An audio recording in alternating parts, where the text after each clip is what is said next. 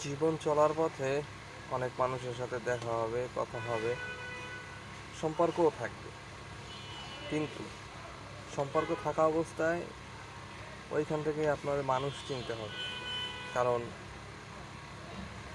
কেউ আপনার সাথে ভালো ব্যবহার করবে, কেউ খারাপ ব্যবহার করবে।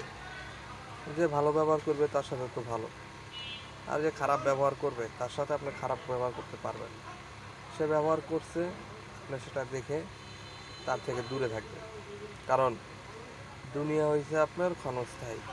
এই ক্ষণস্থায়ী জীবনে আপনাকে কেউ কষ্ট দিয়ে ফেললেও আপনি তাকে কষ্ট দিবেন না, কারণ সে কষ্ট দিলে তার হিসাব সে দিবে।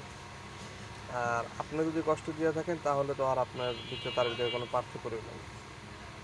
এই কারণে আমরা দুনিয়া চলার পথে কাউকে কষ্ট দিব না, এবং কেউ কষ্ট পায় এরকম কোনো কথা বলবো না, এবং তাকে কোনো আঘাত দিয়ে কথা বলবো না।